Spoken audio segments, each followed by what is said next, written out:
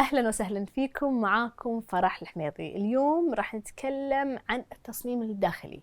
شنو يشمل التصميم الداخلي؟ شنو هو التصميم الداخلي؟ لبعض الناس التصميم الداخلي ممكن يعتبر أثاث، صبغ، ورق جدران. الناس ممكن تنادي المصمم الداخلي بعد ما تشطب بيتها. ليش مهم المصمم الداخلي يكون معاكم من المراحل المبكرة في البيت؟ احنا كمصممين داخليين نسهل عليكم حياتكم، نسهل عليكم عيشتكم في هذا البيت، لأن المصمم الداخلي الناجح، المصمم الداخلي اللي قاعد يسوي شغله صح كمصمم داخلي، لازم يفهم اللايف ستايل مالتكم، لازم يفهم حياتكم شلون قاعد تصير، انتم شلون راح تعيشون في هالبيت.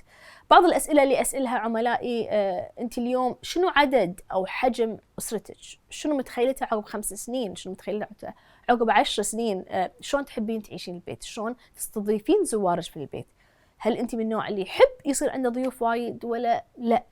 اذا كان عندك عزايم تسوينها بالبيت او برا البيت؟ هذه اسئله وايد وايد وغيرها الكثير اسالها العملاء لما نصمم المشاريع السكنيه، وخاصه بعد اقدمها واسالها لما يكون عندي استشارات. انا اقدم استشارات ويوني عملاء يكون عندهم مخططات، وايد استانس لما العميل يقول لي هذا مخطط لبيت للحين ما انبنى.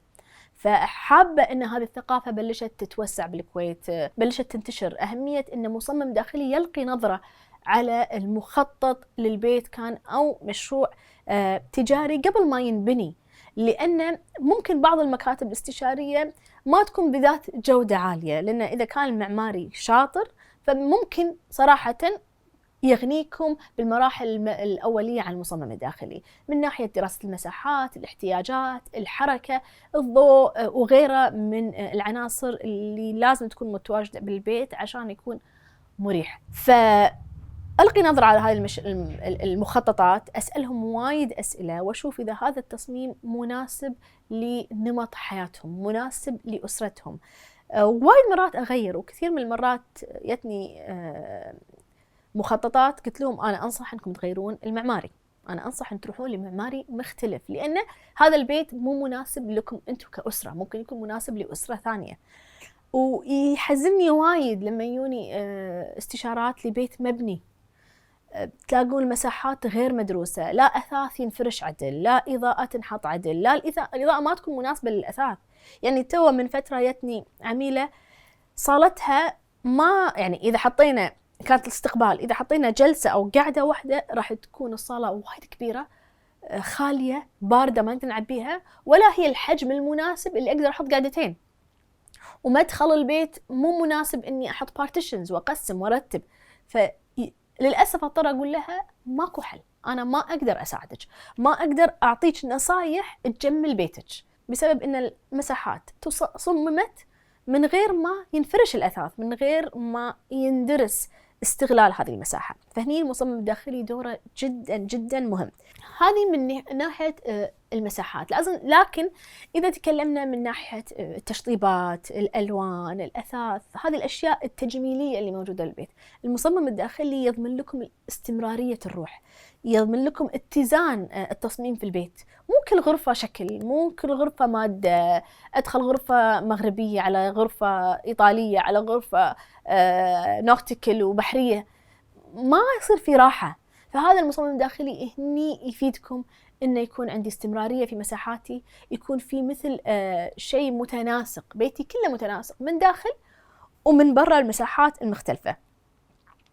مثل ما قلت، المصمم يتأكد إن مساحاتكم حسب احتياجكم، لا عندي احتياج زايد مساحات مهدرة ميتة ما قاعدة أستغلها، ولا مساحاتي تكون صغيرة. يعني في مرات وايد أقول لهم صغروا صالاتكم، كبروا غرف نومكم.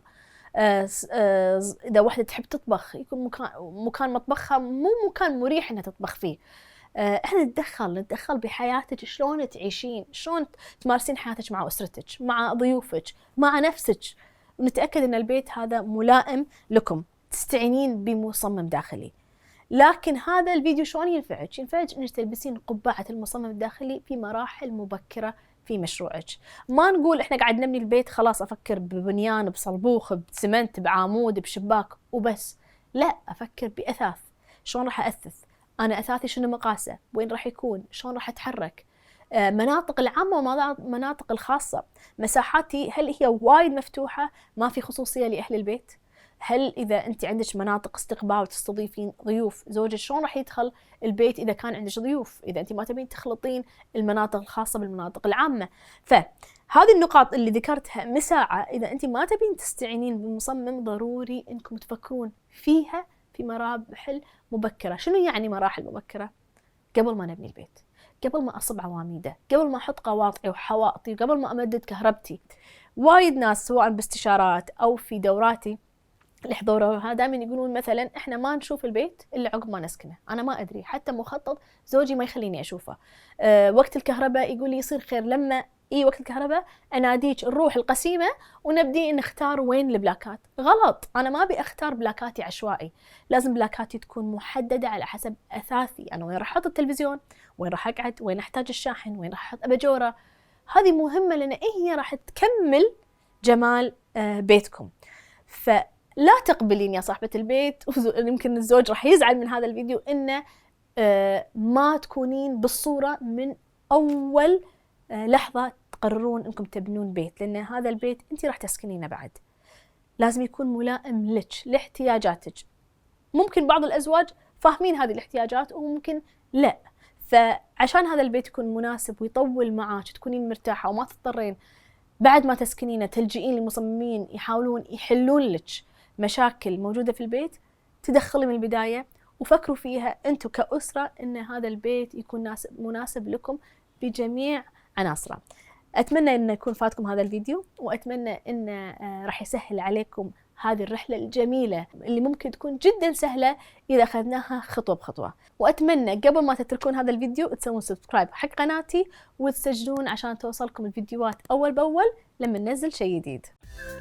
اليوم قناتنا صارت تضم أكبر عدد من الفيديوهات العربية المتخصصة بالتصميم والديكور. فقراتنا متعددة، راح تلاقون معلومات، تصاميم، مقابلات وغيرها العديد من الفقرات اللي تهم المصممين، الهواة، وكل من يبحث عن أفكار لبيته. وعشان نستمر ونقدم المزيد تابعوني وكونوا المشتركين بالقناة لمشاهدة جديدنا أول بأول.